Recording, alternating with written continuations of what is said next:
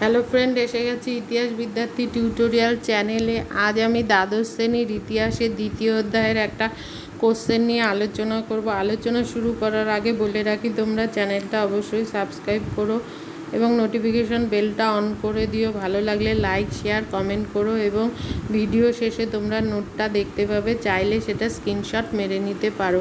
আমি আলোচনা করে দিচ্ছি, বাকিটা তোমরা নোট থেকে দেখে নিও। কোশ্চেনটা হচ্ছে, ঔপনিবেশিক রাষ্ট্রে জাতিগত বৈষম্যের ধারণাটি কী ছিল? উত্তর, আধুনিক ইউরোপের বিভিন্ন সাম্রাজ্যবাদী রাষ্ট্র এশিয়া ও আফ্রিকার বিভিন্ন দেশে উপনিবেশ প্রতিষ্ঠা করে। এর ফলে ঔপনিবেশিক সাম্রাজ্যের জনগণ সুস্পষ্ট দুটি জাতিতে বিভক্ত হয়ে পড়ে, যথা এক, সাম্রাজ্যবাদী শাসক জাতি; দুই, উপনিবেশগুলিতে বসবাসকারী শাসিত জাতি। সাম্রাজ্যবাদী শাসক জাতি নিজেদের জাতিগত শ্রেষ্ঠত্বে বিশ্বাসী ছিল। সাম্রাজ্যবাদী শক্তিশালী জাতিগুলি তাদের অধীনস্থ উপনিবেশের বাসিন্দাদের হীন জাতিভুক্ত বলে বিবেচনা করে তাদের উপর বিভিন্ন ধরনের বৈষম্যমূলক ব্যবস্থা চাপিয়ে দেয়। সেগুলি হলো: এক, জাতিগত শ্রেষ্ঠত্ব প্রচার। ইউরোপের ঔপনিবেশিক জাতিগুলো উপনিবেশগুলিতে নিজেদের সীমাহীন জাতিগত গৌরবের কথা প্রচার করে। উদাহরণ হিসাবে বলা যায় যে ভারতে ঔপনিবেশিক শাসনকালে ব্রিটিশ ঐতিহাসিক জেমস মিল মনে করতেন যে ব্রিটিশ শাসনাধীনে অনুন্নত ভারতীয়দের মঙ্গল হচ্ছে। ভারতীয়দের স্বাধীনতা বা স্বশাসনের কোনো প্রশ্নই ওঠে না, কেননা ভারতে ব্রিটিশ শাসন অনন্তকাল টিকে থাকবে। মিল তার হিস্ট্রি অফ ব্রিটিশ ইন্ডিয়া গ্রন্থে প্রাচ্যের সুবিস্তৃত ব্রিটিশ উপনিবেশের কোনো সভ্যতাকেই উচ্চমানের বলে মনে করেননি। প্রথম বিশ্বযুদ্ধের পরবর্তীকালে ইটালি ও জার্মানি নিজ নিজ জাতির সীমাহীন শ্রেষ্ঠত্ব প্রচার করার মাধ্যমে জাতিবিদ্বেষের কুৎসিত রূপ তুলে ধরে। ভারতে বড়লাট বেন্টিংয়ের আইন সচিব লর্ড মেকলে ভারতে প্রচলিত শিক্ষা ব্যবস্থাকে পাশ্চাত্যের শিক্ষা ব্যবস্থা অপেক্ষা সম্পূর্ণ নিকৃষ্ট বলে উল্লেখ করেন। পরের পয়েন্ট হচ্ছে, অভিভাবকত্বের মানসিকতা। মিশনারি না হয়েও সাম্রাজ্যবাদী রাষ্ট্রগুলোর কিছু মানুষ এশিয়া ও আফ্রিকার উপনিবেশগুলোর বাসিন্দাদের স্বঘোষিত অভিভাবক হিসাবে নিজেদের তুলে ধরেন। তারা উপনিবেশে পিছিয়ে পড়া মানুষদের সংস্কৃতিবান করে তোলার দায়িত্ব গ্রহণ করেন। এক্ষেত্রে মিশরের Lord Kroemer, উত্তমাশা অন্তরীপের Lord Milner, নাইজেরিয়ায় Lord লুগার্ড, আফ্রিকায় কার্ল পিটার্স, মরক্কোয় মার্শাল লিওডিতে প্রমুখ উপনিবেশের অনগ্রসর মানুষদের অগ্রসর করে তোলার উদ্দেশ্যে স্বঘোষিত দায়িত্ব পালন করার কথা পূর্বেই উল্লেখিত স্বঘোষিত দায়িত্ব পালন করার কথা এরা পূর্বেই বলেছে, পূর্বেই উল্লেখিত হয়েছে। এরা নিজেদের এখানে মানুষদের এরা সংস্কৃতিবান করে তোলার জন্য এরা নিজেদের কাঁধে দায়িত্ব তুলে নেয়। পরবর্তী পয়েন্ট হচ্ছে, যোগ্য জাতির শ্রেষ্ঠত্ব। ব্রিটিশ জীববিজ্ঞানী চার্লস ডারউইন 1809 খ্রিস্টাব্দ থেকে 1882 খ্রিস্টাব্দ পর্যন্ত তিনি বেঁচে ছিলেন। 1882। আচ্ছা, তার যোগ্যতমের উদ্বর্তন তত্ত্বে বলেছেন, প্রতিকূল প্রকৃতির বিরুদ্ধে লড়াই করে শুধু যোগ্যতম প্রাণীরাই বিবর্তনের মাধ্যমে নিজেদের অস্তিত্ব টিকিয়ে রাখতে পারে। ইউরোপের সাম্রাজ্যবাদী জাতিগুলি এই তত্ত্বের দ্বারা প্রভাবিত হয় এবং সামাজিক ক্ষেত্রে ডারউইনের তত্ত্বকে নিজেদের মতো ব্যাখ্যা করে ও নিজেদের স্বার্থ পূরণকারী সেই নীতিকে তারা যোগ্যতম জাতির শ্রেষ্ঠত্ব রক্ষার তত্ত্ব হিসাবে তুলে ধরে। সাম্রাজ্যবাদী জাতিগুলি প্রচার করেন করে যে পৃথিবীতে জনসংখ্যা বৃদ্ধির ফলে জীবনধারণের উপকরণে ঘাটতি দেখা দিলে বিভিন্ন জাতির মধ্যে সংঘাত অনিবার্য। সেক্ষেত্রে সবচেয়ে যোগ্য বা শক্তিশালী জাতি এই সংঘাতে জয়ী হয়ে পৃথিবীতে টিকে থাকবে। পরের পয়েন্ট হচ্ছে শ্রেষ্ঠ জাতির প্রাধান্য। সাম্রাজ্যবাদী ইউরোপীয় রাষ্ট্রগুলি নিজ নিজ জাতিকে শ্রেষ্ঠ এবং উপনিবেশে শাসিত জাতিগুলিকে নিকৃষ্ট বলে মনে করত। পাশাপাশি নিকৃষ্ট জাতির উপর শ্রেষ্ঠ জাতির আধিপত্য প্রতিষ্ঠার জন্মগত অধিকার আছে বলে রাষ্ট্রগুলো ঘোষণা করত। উপনিবেশিক শাসক জাতি মনে করত যে তাদের শাসনাধীনে অনুন্নত উপনিবেশের জনগণের উন্নতি ঘটবে। ব্রিটিশ সাম্রাজ্যবাদীরা নিজেদের জাতিগত পর্বের কথা তুলে ধরার উদ্দেশ্যে প্রচার করত যে ব্রিটিশ জাতির সাম্রাজ্য সূর্য কখনো অস্তমিত হয় না। হিটলার জার্মান জাতিকে খাঁটি আর্য জাতি বলে ঘোষণা করেন ও বলেন অনার্য জাতিগুলির উপর প্রকৃত আর্য জার্মান জাতির আধিপত্য প্রতিষ্ঠার অধিকার বৈধ।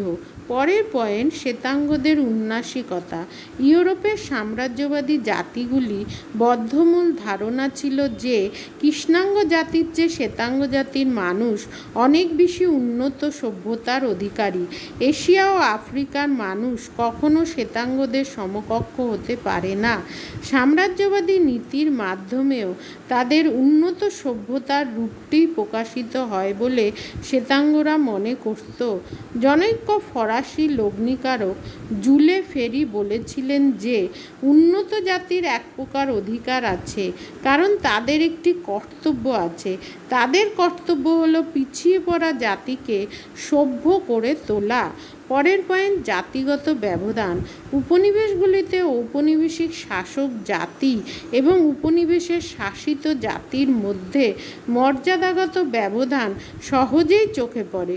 উপনিবেশে বসবাসকারী স্থানীয় জনজাতিগুলি নানা ধরনের ঔপনিবেশিক শোষণ ও বঞ্চনার শিকার হলেও সেখানে আগত ঔপনিবেশিক জাতির মানুষজন বিভিন্ন ধরনের রাষ্ট্রীয় সুযোগ সুবিধা লাভ করে। ঔপনিবেশিক শক্তির আইন, শাসন ও বিচার বিভাগের যাবতীয় বিশেষ সুযোগ সুবিধা শাসক জাতি ভোগ করলেও উপনিবেশের শাসিত জাতি তা থেকে বঞ্চিত হতো। শাসিত জাতি উচ্চ হারে কর প্রদান করে শাসকদের অনুকূলে কায়িক শ্রম দান করে শাসক জাতির জীবনে বাড়তি স্বাচ্ছন্দ্য এনে দিতে বাধ্য হয়। অর্থাৎ যারা শাসন করত তাদের যে দেশে শাসন করত সে দেশের লোকেরা তাদের উচ্চ হারে কর দিত এবং তাদের হয়ে প্রচুর বিনা পারিশ্রমিকেই বলতে গেলে তাদের হয়ে অনেক কাজ করে দিত, ফলে তাদের জীবনে স্বাচ্ছন্দ্য আসতো। কিন্তু তারা এইসব করতে বাধ্য হতো, কারণ শাসিত জাতি শাসক জাতির উপর জোর জুলুম করত। পরেরটা কি? সাংস্কৃতিক ঐতিহ্য প্রতিষ্ঠা। ঔপনিবেশিক শাসক জাতি সর্বদা নিজেদের সাংস্কৃতিক ঐতিহ্যকে শ্রেষ্ঠতর এবং উপনিবেশে বসবাসকারী শাসিত জাতি সংস্কৃতিকে তারা কি করত? নিকৃষ্ট বলে মনে করত। এটা আমরা আগেই পড়েছি যে ভারতে ব্রিটিশ জাতি তাদের সংস্কৃতিকে শ্রেষ্ঠ বলতো এবং ভারতের সংস্কৃতিকে তারা নিকৃষ্ট ভাবত।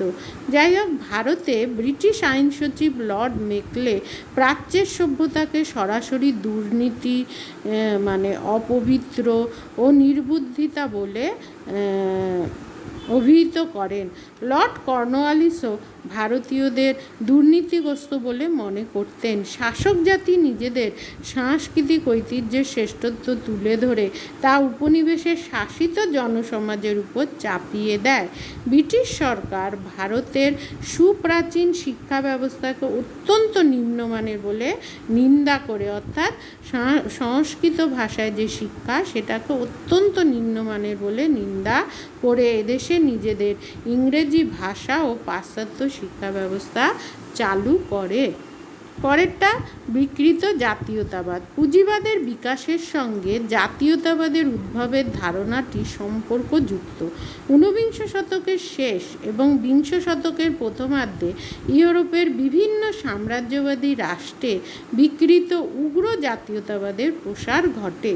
এই ধরনের রাষ্ট্রের শাসকরা নিজের দেশ ও জাতিকে শ্রেষ্ঠতম বলে মনে করে এশিয়া ও আফ্রিকার অনগ্রসর জাতিগুলিকে পদানত করার উদ্যোগ নেয়। ইউরোপের এক শ্রেণীর সাহিত্যিক ও সাংবাদিক এই ধরনের জাতীয়তাবাদের প্রচারক ও সমর্থকে পরিণত হয়। জার্মান ঐতিহাসিক হেনরিক ফন টিটিজ, বার্নহার্ডি প্রমুখ প্রচার করেন যে জার্মান টিউটনিক জাতি হলো পৃথিবীর শ্রেষ্ঠ জাতি। ইংরেজ লেখক হোমার লি অ্যাংলো স্যাক্সন জাতির শ্রেষ্ঠত্ব প্রচার করেন। বিকৃত জাতীয়তাবাদীদের অন্যতম কাজই হলো শাসিত জাতিগুলির উপর শোষণ, নির্যাতন ও দমন পূরণ এবং তাদের বিরুদ্ধে অপপ্রচার চালানো। এই পয়েন্টটা আমি হেনরিক ফন ও টিটিজ বলেছি, ওটা টিটোস্কি হবে। পরবর্তী পয়েন্ট হচ্ছে সংকীর্ণ জাতীয়তাবাদ। ইউরোপের ঔপনিবেশিক পুঁজিবাদী রাষ্ট্রগুলি মুষ্টিমেয় পুঁজিপতি নিজেদের লক্ষ্য ও স্বার্থকে জাতীয় লক্ষ্য ও স্বার্থের সমার্থক বলে প্রচার করে।